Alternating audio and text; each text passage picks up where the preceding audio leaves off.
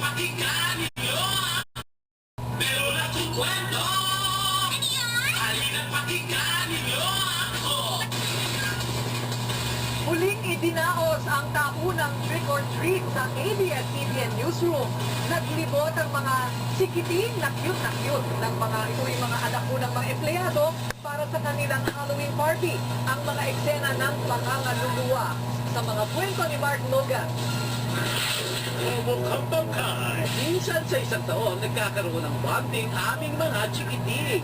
Time to shine mga junakis ng hardworking staff at ABS-CBN News.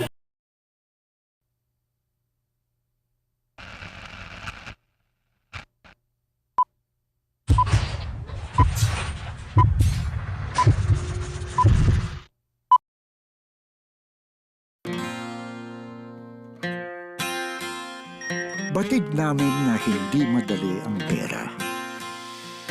Kaya ang pagpapadala at pagtanggap nito dapat madali.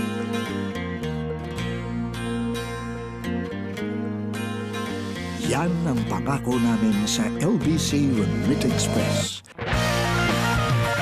Pera kahit kanino, kahit kailan,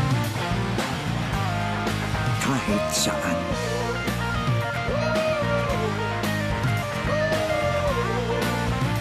Basta abot ng araw, abot ng LBC Remit Express.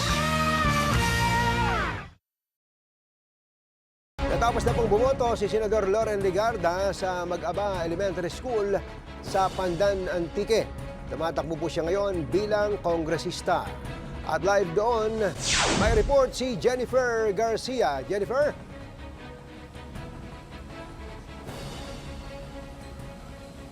Anthony, maagang dumating si Senator Loren Legarda para bumoto sa Bang-Agba Elementary School sa bayan ng Pandan sa lalawigan ng Antique. Kasama niya ang kanyang anak na si Leandro Leviste.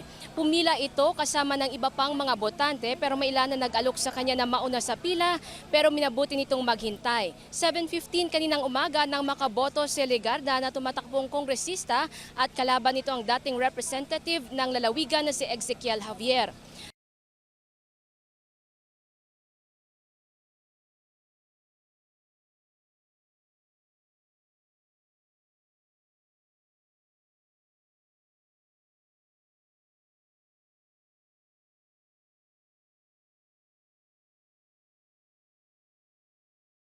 Nangangati